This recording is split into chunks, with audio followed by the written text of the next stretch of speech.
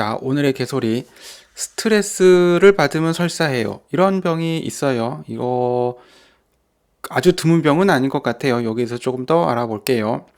과민성 대장증후군이라고 해요. 이리터블 바울 신드롬 이렇게 얘기하는데, 이거는 스트레스 상황에서 설사, 가끔가다 변비가 있기도 한데 어쨌든 설사가 더 빈도가 많아요. 이렇게 설사가 악화되는 질환이에요.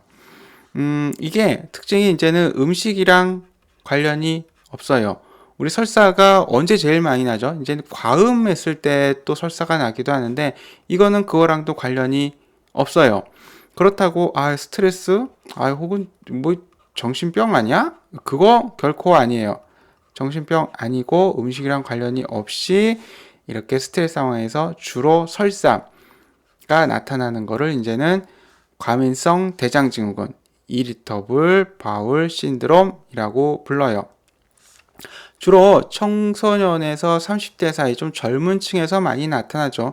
우리나라는 뭐 통계적으로는 약 10에서 15%라고 되어 있긴 한데, 실제 경험해 보면 이보단 조금 작은 것 같긴 해요.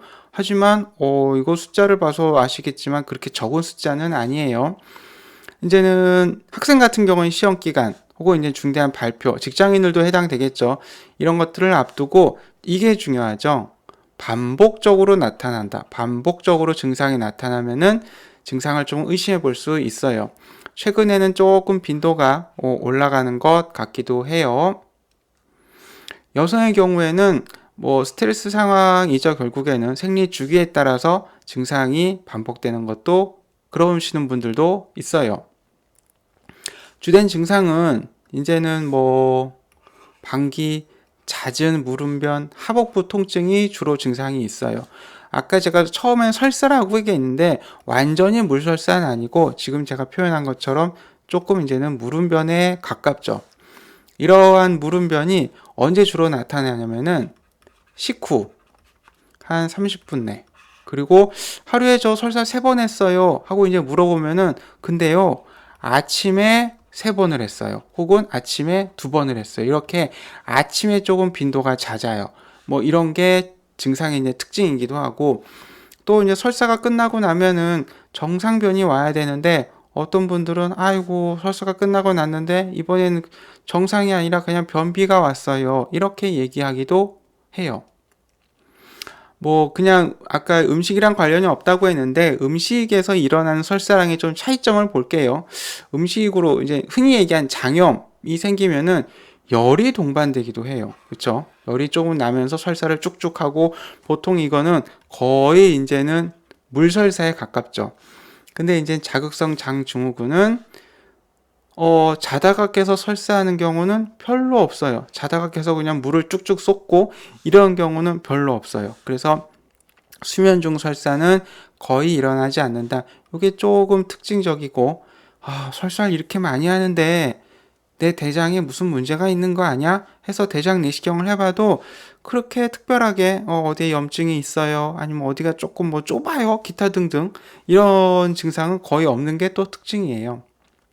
자, 과민성 대장증후군은 이제는 예방할 수 있는 방법이 조금 있는데, 이리터블 바울 신드롬 예방하기 위해서는 가장 중요한 거, 평소 규칙적인 식습관이 가장 중요해요. 이게 전제되지 않고 이거를 안 먹으니까 좀 덜 할까요? 저거를 안 먹으면 좀 덜 할까요? 이런 거는 크게 영향이 없다라는 말이에요.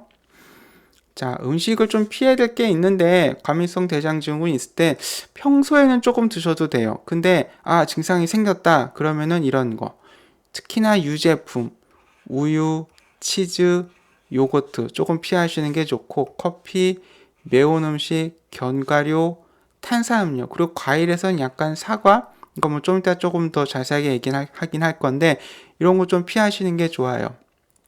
특히나 이제 요거트가 조금 좀 뭐죠?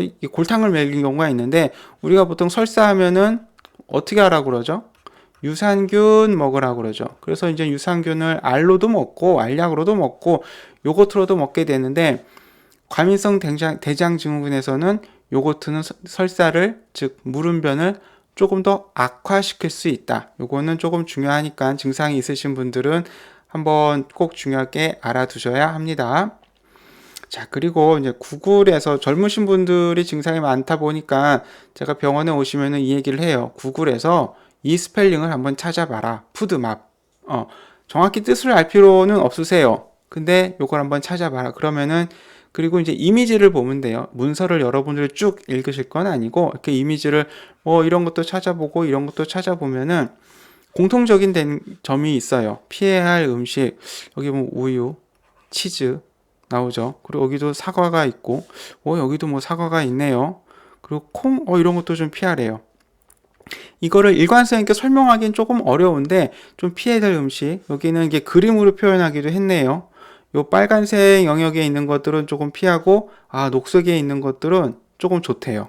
이런 것들은 조금 좋대요. 이런 것들이 조금 있어요. 그러니까 이런 것들을 읽어보면은 처음에 드는 생각, 뭐야, 먹을 게 뭐가 있어.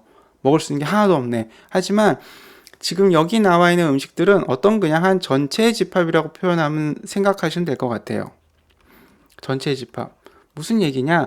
이게 사람마다 조금 음식 패턴이 좀 달라지는데 어떤 사람들은 이 우유에 예민한 사람들이 있고 어떤 사람들은 특히나 사과에 예민한 사람들이 있어요. 그래서 이것들을 그냥 이해하고 있다가 나는 어디에 해당되는지 뭐 어려운 얘기지만 본인이 좀 테스트 해보는 수밖에 없어요. 그래서 내가 우유를 조금 덜 먹었더니 괜찮네. 사과 덜 먹었더니 괜찮네. 여기 나와 있는 초콜릿 덜 먹었더니 괜찮네. 이런 것들을 한번 하면 테스트 해보는 거죠. 그러면 조금 증상을 줄일 수 있어요. 설사 5번 하다가 2번으로만 줄어도 상당히 편해져요. 그렇게 조금 노력할 수 있습니다. 그래도 증상이 개선되지 않으면은 뭐 방법은 뻔하죠. 병원에서 상담을 조금 받으셔야 되는데 상담을 하게 되면 어떤 음식인지 조금 더 의사랑 얘기하면서 이 범인이 되는 음식을 찾을 수 있고 그 다음에 예전에 한 10년 전만 해도 이 IBS는 약이 명확히 없었는데 요즘에 좀 좋은 약들이 나왔어요. 그래서 먹는 약으로도 도움될 수 있으니까 병원 방문하시는 거 필요합니다. 이상은 오늘의 개소리 끝.